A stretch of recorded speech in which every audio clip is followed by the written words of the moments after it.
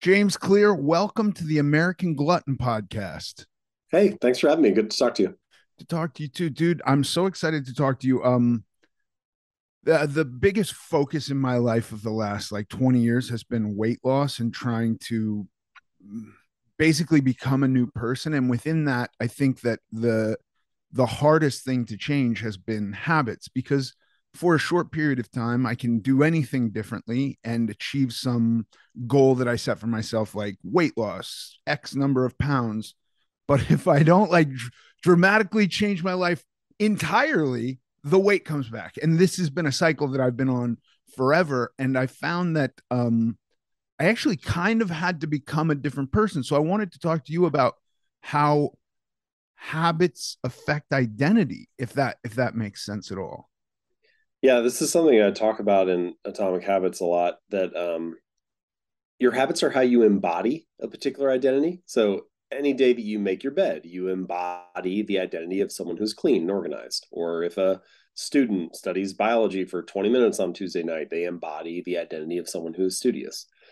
And a lot of the time we talk about habits as mattering because of the external results they can get us. Habits will help you get fit or make more money or be more productive or reduce stress. And like all that stuff's true. And it's great that habits can do that. But I think the real reason, the true reason that habits matter is that they reshape your sense of self. They give you a new story to tell yourself about who you are and what's normal for you. And every action you take is like a vote for the type of person you wish to become. So, no, doing one push up does not transform your body, but it does cast a vote for I'm the type of person who doesn't miss workouts. And no, writing one sentence may not finish the novel, but it does cast a vote for I'm a writer.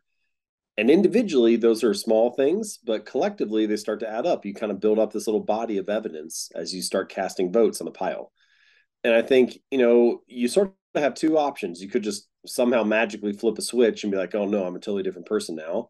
And I'm not saying that's impossible, like it could happen, but I don't know that it's a process that you can design very well. Whereas my encouragement, my suggestion is to say, hey, let's start with something small, let's start with something reasonable, and keep casting votes on the pile. And each day that you do that little thing, each day that you meditate for 1 minute, you are a meditator. And eventually, if you keep doing that, you have every reason in the world to believe it. So the real goal is not to like run a marathon. The goal is to become a runner. The goal is not to read a book. The goal is to become a reader. And the more that you kind of reshape that identity that you have, I think the easier it becomes to stick to those habits and behaviors. Somebody who views themselves as I am a runner, they don't have to motivate themselves to go for a run in the same way that somebody who's just getting started does. It's kind of like, no, like this is just part of what I do. This is part of how I see myself. And I think the real key is beginning to take pride in that aspect of your identity.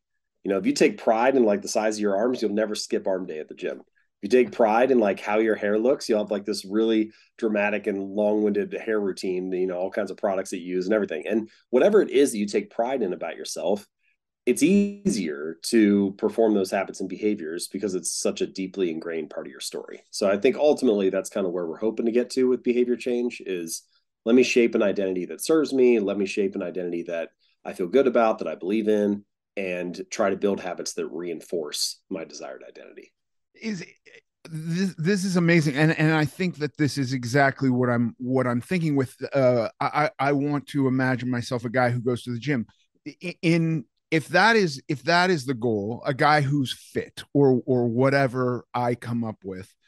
Do you think that the attainment of that requires very specific formulas, or is it just like I'm going to start? Do you think, because like for me, when I started to get really serious about my diet, I wrote everything down. I did a lot of math, and cut to today, years later, I don't have to do that anymore. And I'm just a guy who eats better.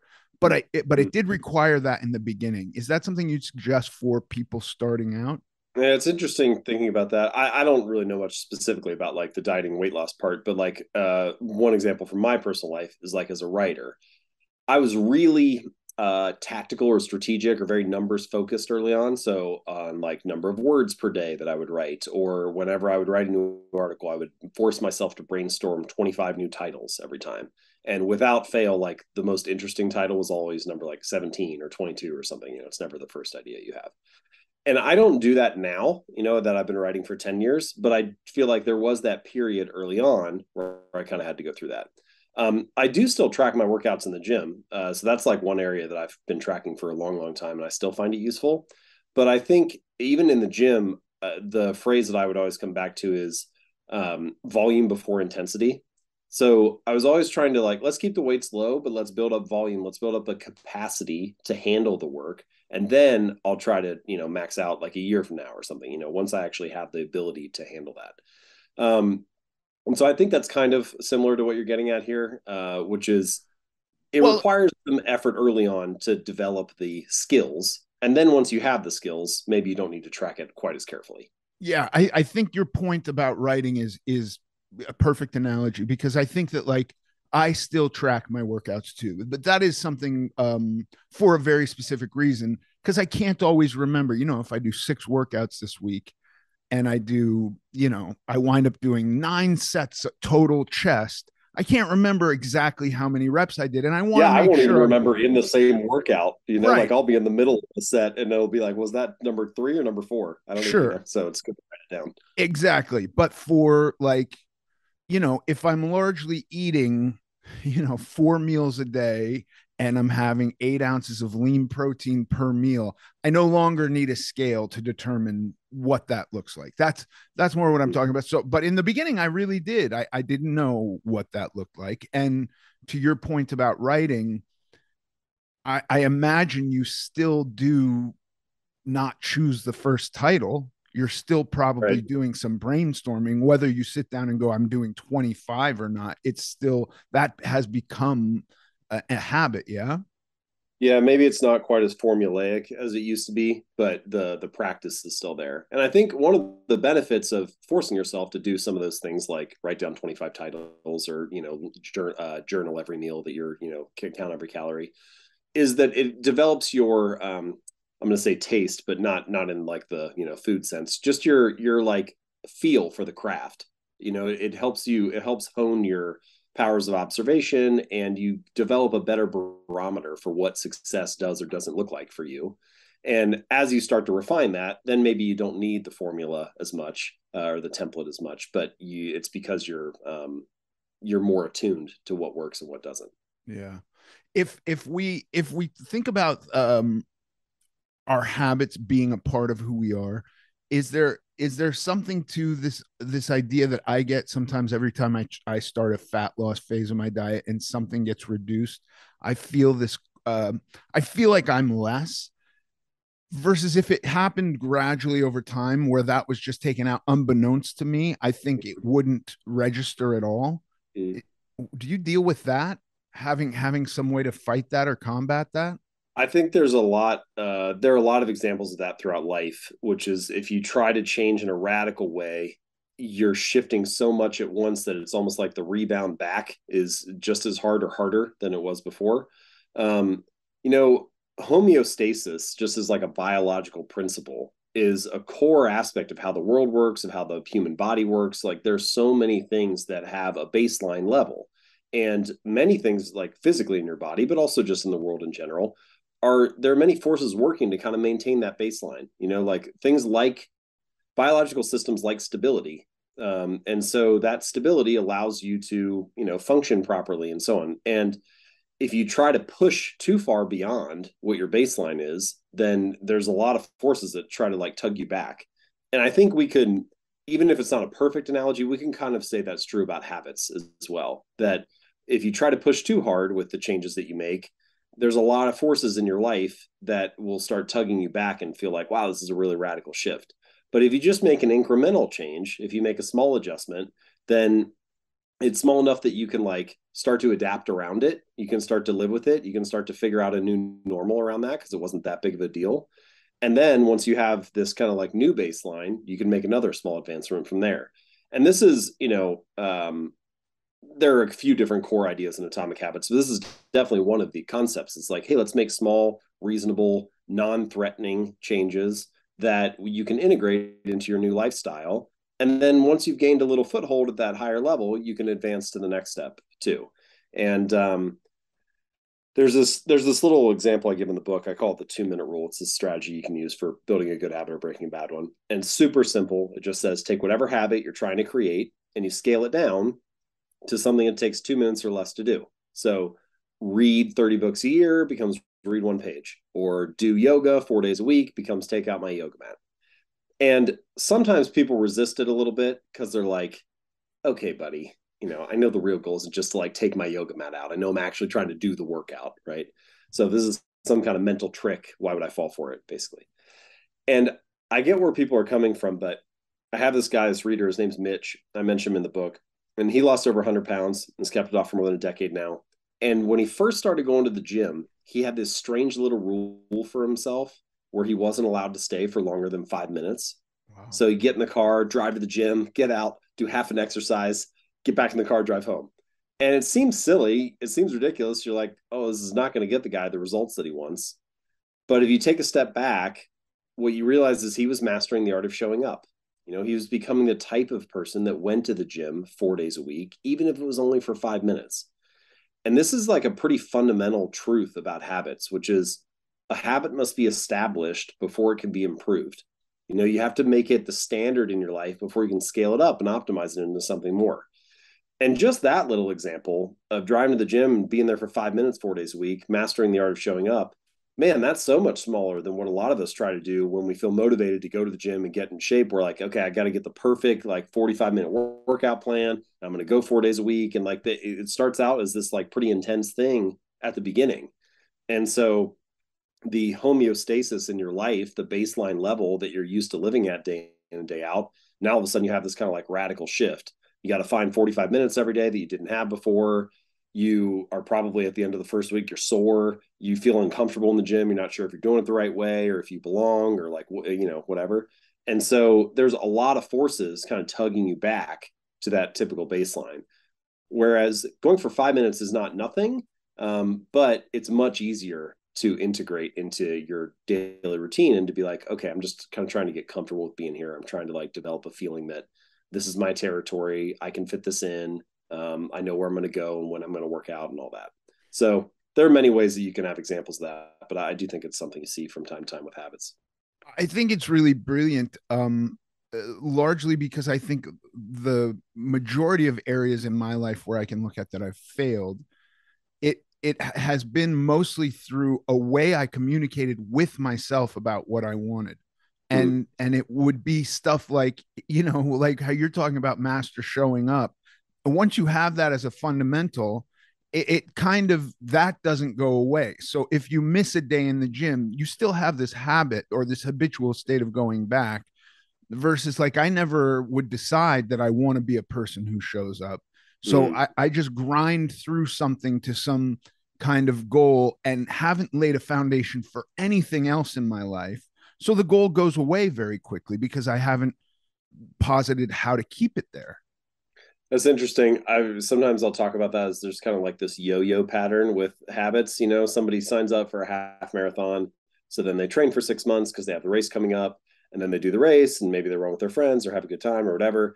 And then a week goes by, they rest from the race, and then a month goes by, and then they turn around like 3 or 4 months later, and they're like, man, I haven't run in 4 months. I ran for 6 months straight. And it's if you make it all about grinding toward this result, grinding toward this, competition or achievement or whatever it is, then you don't have the identity behind it. You don't have the mindset behind it to show up again. Whereas, like to use the example from earlier, the person who's like, no, I'm a runner. Well, the half marathon gets done and they're like, well, that was fun to do the race with my friends, but like, I'm going to keep running next week because that's just part of who I am. Like that's what I do. So I think again, it comes back to focusing on identity a little bit more and on results a little bit less. Do you find anything in looking at all this where people want success in an area before they even start to try to define these habits? Like I want to lose weight before I'm a person who goes to the gym. Does that make sense? Mm.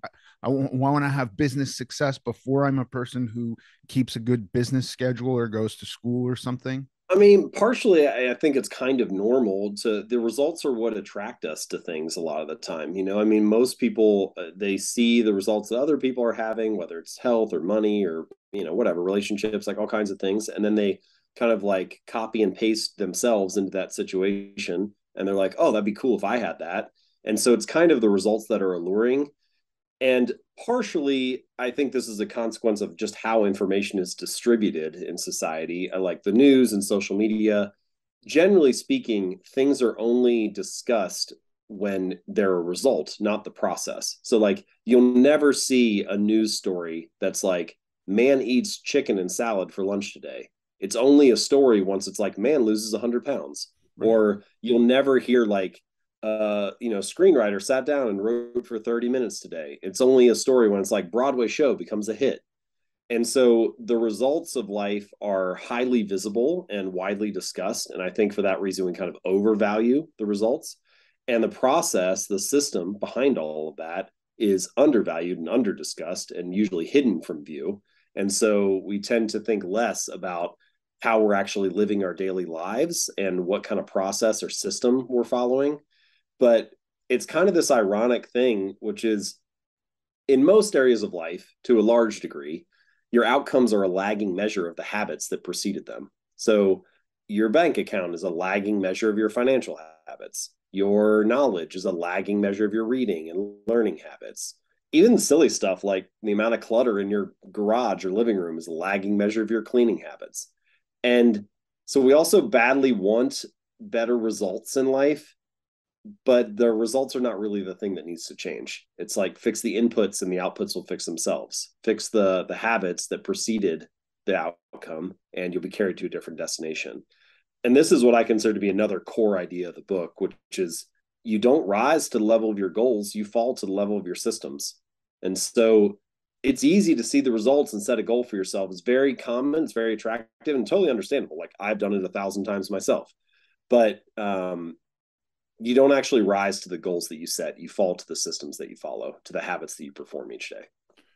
Do you think that just thinking about the workload of this, like I talk to a lot of people who get into fad diets and have, can lose some weight and then put it back on and get into this yo-yo period where they're ultimately having harder time losing weight into the future. And I find more often than not that people just want something easy. And while the way you explain this to me sounds very straightforward and very easy, in fact, the gradient approach sounds even easier than trying to do something radical all at once.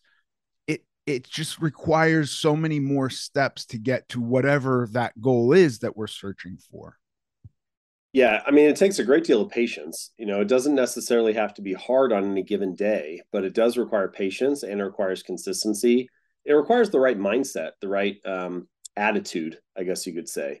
And one of the laws that I have a couple laws in the book for building good habits, and one of them is make it easy. Well, that doesn't mean only do easy things. It means make it as easy as possible to work on the things that pay off in the long run. And so you still have to have this mindset of I'm going to work towards something that's meaningful to me. I'm going to try to optimize for the things that I say are important to me. I'm going to prioritize the things that are going to pay off in the long run. So this mindset of like delayed gratification, I mean, you still have to practice that. That's still hard. And there's also this quality that habits have, which is we kind of assume or hope maybe that if we put in a little bit of work, we'll get a little bit of results. So kind of a linear sort of process. But in fact, most habits, the hallmark of them is that the returns are often delayed. You keep showing up day in and day out. You're like, I've been running for a month. I still can't see a change in my body. Or we've been meeting at work for 6 months on this project and the product still hasn't shipped. Or I've been writing this manuscript for 9 months and the book is still a mess. Like that kind of stuff happens all the time throughout life. And as you're performing these habits, you need to hold on to that mindset that your initial work, if you haven't seen results right away, it's not being wasted. It's just being stored. And I like the metaphor metaphor of like an ice cube. You like walk into a room, it's cold, you can see your breath. Let's say it's like 25, 26 degrees. You got this ice cube sitting on the table, and you start to heat the room up. 27, 28, 29, 30, ice cube still sitting there, 31, 32. And then you get to 32 degrees, and it's like this 1 degree shift, no different than the ones that had just come before. But suddenly you hit this phase transition and the ice cube melts. And the process of building good habits and trying to get better results in different areas of life, it's often kind of like that. It feels like if you're complaining about working for 3 months and not having the results that you want yet, it's kind of like complaining about heating an ice cube from 25 to 30 degrees and it not melting yet. It's like the Right. work is not wasted. It's baked in. You just got to keep showing up before it releases and you hit this phase transition. And not every area of life works exactly like that, but I find that mindset is a useful one to hold on to because results are usually not linear. There usually is some kind of delay or some sort of delayed gratification that needs to be practiced before they start to show up. Yeah, and is it is there a formula for somebody to go like I'm going to become a different person? Like I'm going to become a runner, I'm going to become a business person, or I'm going to, you know what I mean? Like Mm-hmm. because like for me, if I could give you all my reasons on why I can't run, right? But I do agree with you that I could become a runner. Even in my state with my bad knees and my bad ankles, I could still become a runner, even if that just meant I ran 5 minutes a day. Um, but there's part of me that's fighting that concept of an identity shift. Yeah. Well, so first of all, and I don't think this is what you're saying, but I think it's worth mentioning out loud, which is just there are many ways to do most things in life. There may not be 1,000 ways to get a particular result, but there's almost always more than one way. And Correct. so you don't have to be anything other than what you're interested in being. Like there are many working out is like such a common example for habits, but that doesn't mean that everybody has to. I like strength training, but not everybody has to train like a bodybuilder. Like you can go rock climbing or kayak or go for hikes or ride a bike, or there's like a million things that you could do.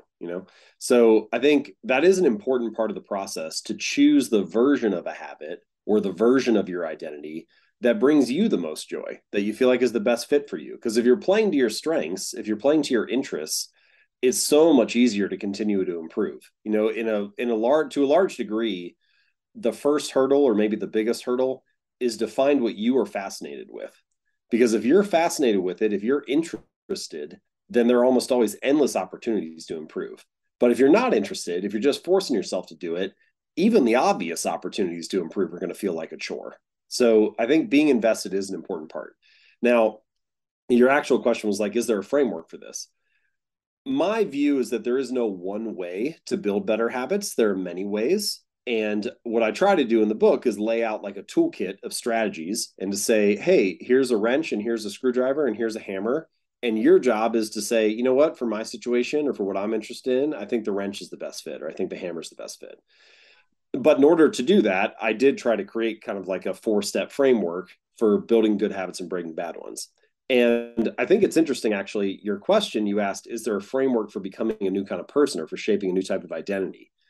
And my view is that the way to do that is by casting those votes, by building those small habits. So Right. I think the framework for reshaping an identity is really the framework for like building small habits. Yeah. And roughly speaking, I'll just give you like the really high level and we can go into it in detail if you want, but there are kind of 4 things that you want to be happening for you if you want to build a good habit. You want it to be obvious. So you want the cues of your habits to be obvious, available, visible, easy to see. You want it to be attractive. The more attractive or appealing a habit is, like I was just saying a moment ago, the more excited you are about it, the more likely it is to, be desirable to you or you'll feel motivated to do it. The third law is to make it easy, which is what we just talked about a minute ago. Convenient, frictionless, simple. The simpler a habit is, the more likely it is to be performed. And then the fourth and final law is to make it satisfying. The more satisfying or enjoyable a habit is, the more pleasurable or rewarding it is, the more likely you are to return to it in the future. So make it obvious, make it attractive, make it easy, make it satisfying. Now, if you're sitting there, if you're a listener kind of listening to this right now and you're thinking, man, I have this habit. I just keep procrastinating on it. I can't seem to like get going. I'm having trouble following through. Or, if you're like, you can even think about it in like a business context or in a family context. Oh man, I wish my family would do this behavior more consistently, or I wish that our employees would like follow through on this. They only do it every now and then. You can just go through these 4 steps and ask yourself, how can I make the behavior more obvious? How can I make it more attractive? How can I make it easier? How can I make it more satisfying?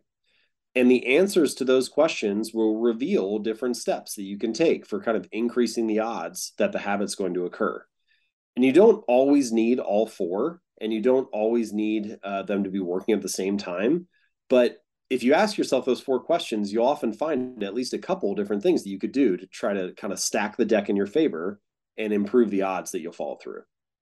Yeah, I've become a different person a couple of times in my life. I'm a sober person. I've been sober for decades now, and that was a very radical shift that required like a total makeover. So it's like hit the ground running, and you're now gonna reshape your life. Like, I don't know how I start to do this very incrementally. It has to be one fell swoop, because the little bit, if I Yeah. allowed myself out, they How could. did you how did you do that one? Did you like move to a different city, or did you fire a bunch of friends, so to speak, or like Yeah, well, I went to what rehab. happened?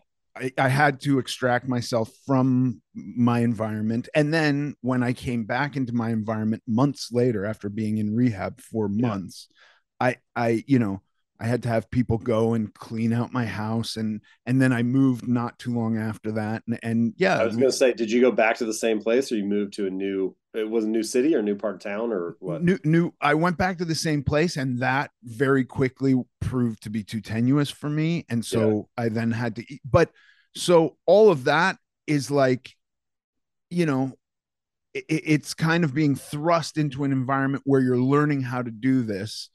And then food is a little bit different, because there's no abstinence from food, and so it is kind of like cobbling together this new identity. But I do wish I'd known of you 20 years ago, because there have been so many iterations of how I think to do this.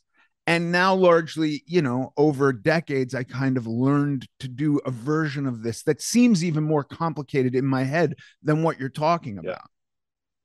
Yeah, you would have been very unimpressed with teenage me, but um, I actually think though what you're sharing, which thank you for sharing it by the way, what you're talking about, it reveals a really interesting and important thing related to habits, which is that usually if you were to ask an academic or a researcher or something, hey, what is a habit? They're going to describe like these pretty much automatic and mindless behaviors. Hey, it's brushing your teeth or tying your shoes or something like that. But a different way to define what a habit is, and I think sometimes a more useful way, is it's a behavior that's tied to a particular context. So in the case of your, drinking habit, it was like pretty tied to where you were living and who you were hanging out with and the house and all of that stuff. And you had this radical shift in order to kind of break that habit or change that habit. But that same kind of environmental connection, that same kind of connection to context, that's true for all types of habits. And so I think one really interesting thing you can do, just like keep one habit in mind that you're trying to build, and then walk into the rooms where you spend most of your time each day, your living room, your kitchen, your office, whatever, and look around and ask yourself, what behaviors are obvious here? What behaviors are easy here? What is this space designed to encourage? And you're going to start to notice some things that you could tweak. And, sometimes it's really little things. Like, for example, when I wanted to start reading more, I downloaded Audible for audiobooks and I moved it to the home screen on my phone. And then I moved all the other apps to the second screen. So that was like the first thing that I would see. And that's a really small shift, but it's just a subtle reminder that, hey, what I'm trying to do here is spend a little bit more time reading. Um, and other times it could be more radical, like you throw out your TV or something, But individually, none of those changes are going to be a dramatic shift in your habits. But collectively, if you start to refine and reorganize the environment where you live, you can imagine a dozen or 2 dozen or 50 little tweaks like that. And all of a sudden, you're swimming with the current rather than trying to swim upstream. You're not fighting your environment as much anymore to build those habits. And that can be a really useful strategy, this kind of environment design idea. And so, yeah, sometimes it might be that you need a pretty radical shift. You need to move to a new apartment, or you need to move to a different part of the city or whatever. change jobs, blah, blah, blah. And other times it could just be, hey, maybe if I can accumulate a couple subtle shifts here, the thing that was like really hard for me won't be as hard anymore. I'm like everybody else. If I have my phone on me, I'll check it every 3 minutes just because it's there. And so I try to implement this rule for myself. I don't do it all the time, but I probably do it 80 or 90% of the time, where I leave my phone in another room until lunch each day. And so I have the morning to work on just my agenda rather than responding to everybody else's or browsing Twitter or looking at Instagram or whatever. And I have a home office. So my phone is only like 30 seconds away. It's just down the hallway, but I never go get it. And I'm like, it's such a strange thing. Did I want it or not? Like in one sense, I wanted it bad enough to check it every 3 minutes when it was right next to me. But in another sense, I never wanted it so bad that I would walk 30 seconds down the hallway and go get it. And you'd be surprised how many behaviors can be curtailed to the desired degree if you just make a couple environmental tweaks like that. So anyway, kind of a long-winded tangent there, but I think you had a good example, and it applies to not just extreme habits like quitting drinking and stuff, but also just anything that you're trying to build. Prime the environment to make that action obvious and easy. But even the way you're talking about it, I think is a more eloquent way than my mind does it, because my mind is kill everything that can assist in the habit that I don't want versus enhance everything that can assist in the Mm. habit that I do want. I think That's one a is, fascinating distinction yeah, because, like, imagine that you have like let's say you got a plant that you don't want in your garden. You got some weeds and stuff, and like you're kind of in the like let's de-weed mode. Like yeah, we're just going to yank everything out that shouldn't be here.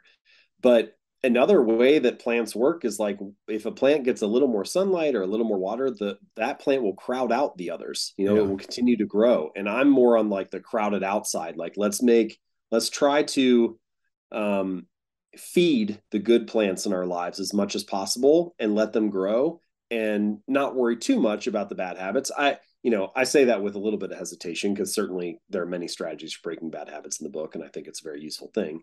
But I do think for myself, whether this is right or wrong, I don't know. But my tendency is to focus on how do we promote the good habits first and let that kind of grow and take up space in your life. And then a lot of the bad habits sort of naturally fade to the side as you go through that process. yeah. I think as you said, there's 1,000 ways to accomplish anything, and maybe that's an exaggeration, but Yeah. I don't believe in one sole way. But to that point, if somebody in the gym asks me, a guy who was 550 pounds and wouldn't go to the gym until I'd lost 150 pounds, and suddenly I'm at the gym and somebody asks me, hey, could you help me with form? And I'm like, what? You're asking me? That kind, or tells me that I look good, that kind of positive reinforcement will go way further in keeping me going than somebody going like, you look like shit, right? Or you don't look good enough. So I'm very much react better to positive stimulus than negative. Now, there could be somebody who's like, I want people to, say mean things to me and that'll get me fired up. That's fine. That's not how it's been for me. But I think, like, knowing that about myself, it's funny that I go into these things in an almost angry, negative way. Like, I got to kill everything versus what you're talking about, which I think is laying praise on positive reinforcements. It's just a really interesting perspective shift that I'm excited to utilize. Yeah, you're bringing up a lot of important points for building habits too. This is something that I refer to as the cardinal rule of behavior change, which is behaviors that get rewarded get repeated, and behaviors that get punished get avoided. And so, you are definitely not unique or alone in enjoying positive reinforcement. I mean, we all humans like to feel good. We like to be praised, we like to be rewarded, we like to be applauded for what we're doing or the effort that we're giving. And so, the more that you can have some of those positive forces, those positive emotions reinforcing the habits that you're building, the more you're going to want to show up. And I think this can be one of the most powerful forces to capture for sticking to a habit for a long amount of time, which is the power of the social environment. If you can build friends, if you can join tribes where your desired behavior is the normal behavior, Yeah. it becomes much easier to stick to that for the long run. Like every group that we are a part of, we all belong to many tribes, large and small. Some of those tribes are really big, like what it means to be American. Some of those tribes are small, like what it is to be a neighbor on your street, or a member of the local CrossFit gym, or a volunteer at the elementary school, or whatever. But all of those groups have a set of shared expectations for how you act in that group, for how you behave in that space. And when behaviors go with the grain of the expectations of the group, they're much more attractive to stick to because they signal to the people around you, hey, I get it. I fit in. I belong. And belonging is one of the deepest needs that we all have. I mean, we all want to connect and bond and be a part of something, even if it's just like your little family unit, like everybody wants to be part of something. And if people have to choose between, I have habits that I don't really love, but I fit in, I belong, I'm part of something. Or I have the habits that I want to have, but I'm cast out, I'm ostracized, I'm criticized. I mean, a lot of the time, the desire to belong will overpower the desire to improve. Like people will choose belonging over loneliness. So, as best as possible, you want to get those two things aligned, to join groups, to build relationships, to connect with a couple people who share the things that you are hoping to, have be a part of your life too. And then you can kind of rise together. You can build those habits together. And you don't even have to do it in like a formal accountability partner way, where it's like, hey, let's go run together at the park or whatever. Like, it doesn't have to be that. But if the people around you are into that thing and you see them doing it more consistently, then you're just naturally kind of going to be tugged a little bit toward doing it yourself.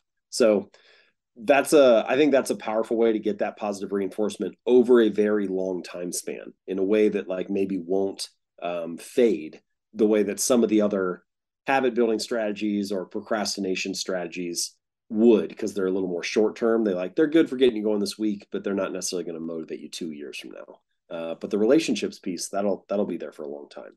Yeah, I also think that there's a lot of, I don't know about like other habits that people want to do, like being business people or whatever, but a lot of the stuff that I struggle with, sobriety and being physically healthier and physically fit, there's a lot of evidence that the opposite side of that is socially contagious. So like getting a fellowship of sober people who recognize the potential for not being sober and how it can damage your life, and who are of a similar mind as you, that can be so beneficial. And I, in the same way, feel this way about weight loss, is that like, if everyone around me was eating McDonald's 3 times a day and I was the one guy who's going like, I'm going to have a salad, or I'm going to eat some lean chicken breast and rice, that's going to get hard just because of your environment and the relationships you're surrounded with. And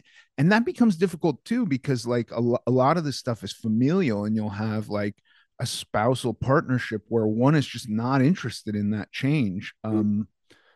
So it is kind of a lot to think about and grapple with.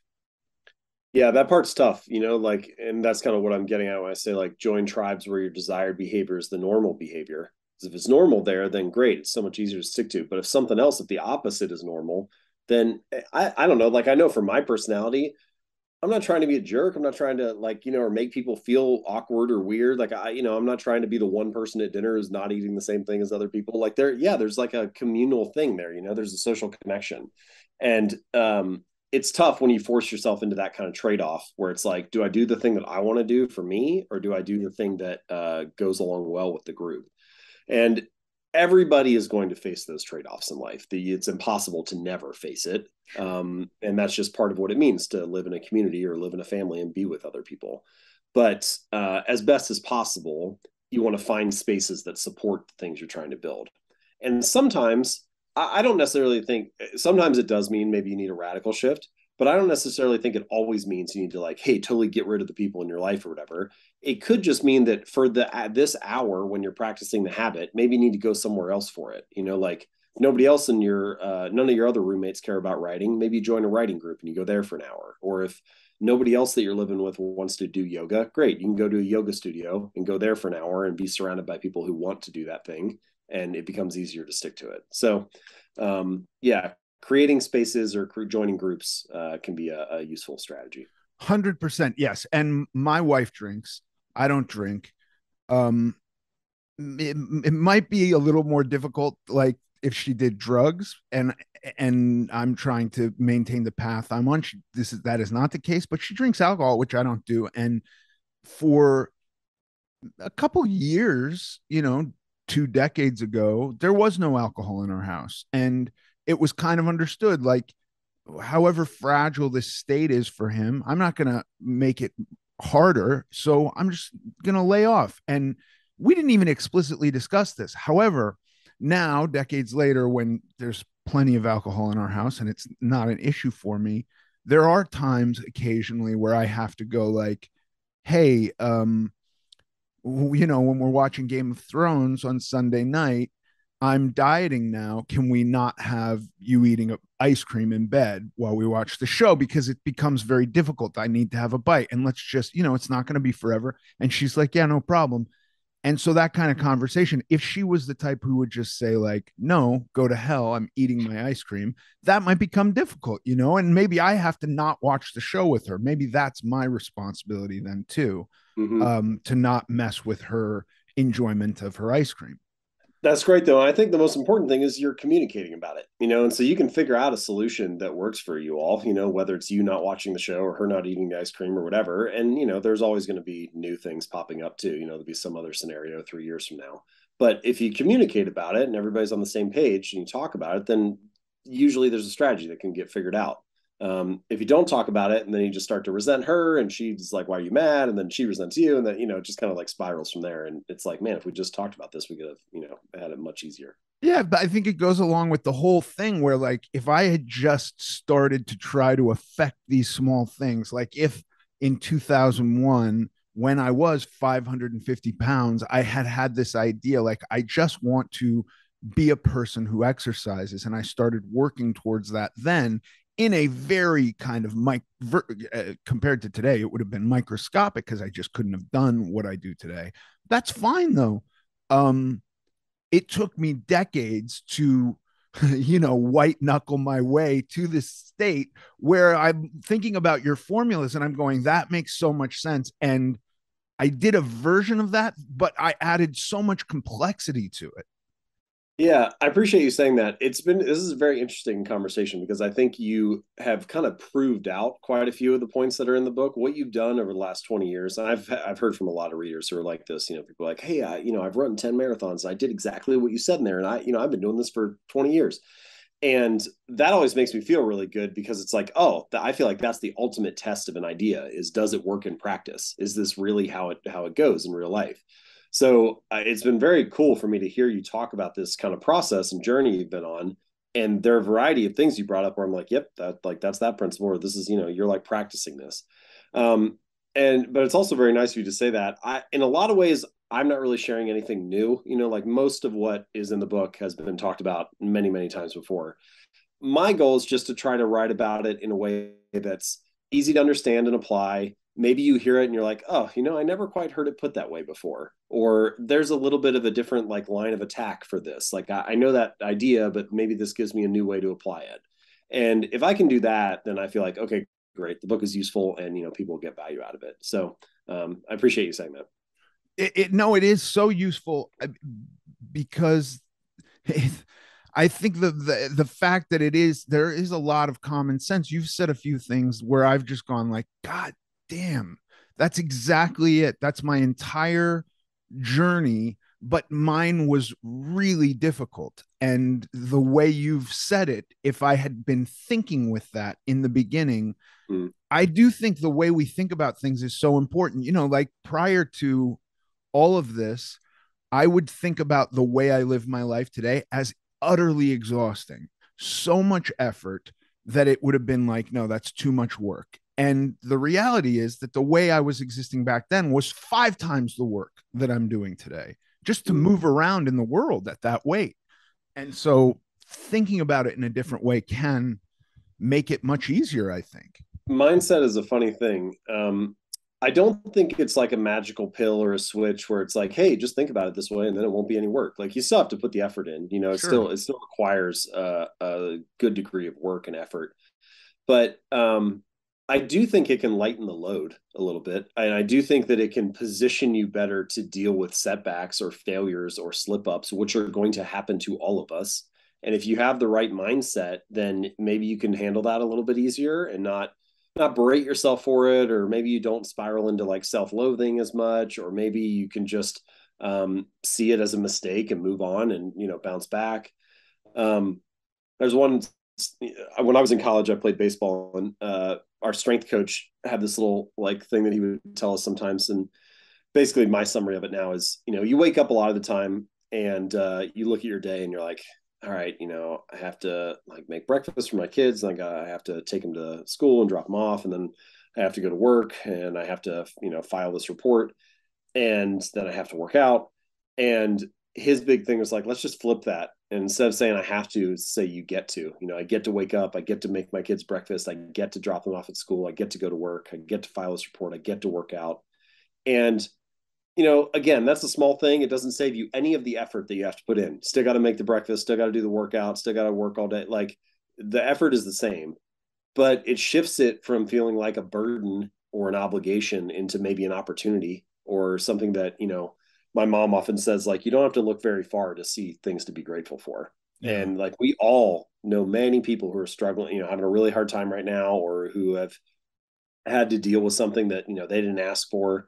And you don't usually have to look far to find a little bit of gratitude in your life and to reframe all these things that you're doing. It's like, there are a lot of people out there who'd probably like to have the day that you're about to have right now. And if you can shift that mindset, then maybe it makes the work, doesn't mean you don't work or it doesn't require effort, but maybe it makes it a little bit easier to carry the load. 100%. I think the way we posit uh, whether something's good or bad, I think for me, the ideas of good or bad are only ever subjective. It's only my value on what it is. And so I can change my values. I change my mind about stuff all the time. I can decide something is good and try to figure out how that's true as a backup to just wanting it to be true.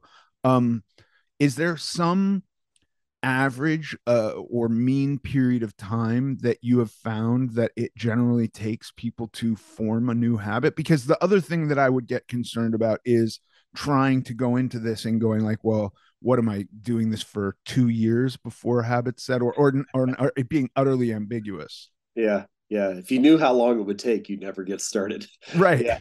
I think there are a lot of things in life that are like that, man. If I knew how long it was going to take to write a book, I'm like, would I have done it? I don't know. But there are answers to this. So there are a lot of myths. There are a lot of like just kind of common things you hear people say, it takes 21 days or it takes 30 days or it takes 90 days or whatever. Like you hear all kinds of stuff. Um, there have been studies done on it. There was one study done at University College in London that found that it took about 66 days on average for a habit to form. Now, the way that the researchers are measuring this is it's what they call an automaticity curve. So it's like how automatic does the behavior be, excuse me, how automatic does the behavior become? And you can imagine that the range varies depending on the habit that you're performing. So something really easy, like drinking a glass of water at lunch every day. Well, that might only take 3 or 4 weeks or something like that. Whereas something more difficult, like running a mile after work every day, I mean, that might take 7 or 8 or 9 months. And so I don't know that 66 days really tells you very much. That was just the average across the things that they looked at. Um, what I like to say is the true answer, the honest answer to how long does it take to build a habit is forever. Right. Because if you stop doing it, it's no longer a habit. And what I'm trying to get to with that is that you're looking for a small change, a non-threatening change, a lifestyle change, something that you can like make part of what you do on a daily basis. It's not, habits are not like a finish line to be crossed where it's like, hey, let me just do this for 30 days and then I'll be a healthy person, or let me just do this for 66 days and then I'll have a successful business. um, it's a lifestyle to be lived. And I think once you start looking at it through that lens, maybe it takes the pressure off a little bit, where you're not trying to get to something, to X goal by a certain date. You're not trying to like predict the future so much. And instead you're just saying, how can I live a good day today? And can I find a small change that I can make, a small improvement I can make, and start to integrate that into my life, and then show up again and try to do it tomorrow. And all you really have to do is live a good day today. You don't have to worry about what's happening 66 days from now or 9 months from now or whatever. Just try to live a good day today. It's so beautiful, just what you said, because in exactly that way, every diet I ever did, going back 20 years, I wanted to kind of become enlightened in a way, like, Mm. Buddha sitting, or Bodhi sitting under the tree. And I wanted to achieve some state, right? Of the diet was going to bring me to some state. And then I would be cured. And it was only later where I could apply the same kind of principles of sobriety, where sobriety is going to be work for me every day. And it gets easier. It's not the same work that it was 20 years ago, but it's still work to some degree. And when I kind of thought about diet and lifestyle and health in that same way, it took me so long to figure this out. It was like this weight of like, oh, I don't have to achieve this state, because I will never achieve this state. Mm. So I love what you said. Thank you for that. I think this is kind of sometimes I think about behavior change as kind of like the layers of an onion. So, like the outermost layer is your results. So, lose 50 pounds or whatever it is, make a certain amount of money. And then the next layer in are the actions that you take to try to achieve that. So, okay, if I want to lose a certain amount of weight, then I need to work out 4 days a week and I need to follow this diet, whatever. And usually we kind of stop at that layer. And the implicit assumption is, hey, if I do these things and I achieve this result that I want, then I'll be the kind of person that I hope I will be. Like that we just sort of assume like I'll be better then, my life will be better then. And what I'm encouraging with the identity based approach is let's kind of flip that on its head and say, who is the type of person I'd like to be? Or what is the type of identity I want to reinforce? And let's start there today, right now, and say, okay, I'd like to be the type of person who doesn't miss workouts. Great. As long as you show up and do one push up or, do one sit up or whatever it is, like for that minute, you were that person. And so let's just cast a vote for your desired identity and then trust that if you are reinforcing the identity that you want to have and building habits that cast votes for being that kind of person, then the results will be the thing that comes naturally, not the identity. That you'll by showing up and living a good day and living in the way that you hope to live, that the results will come as a byproduct.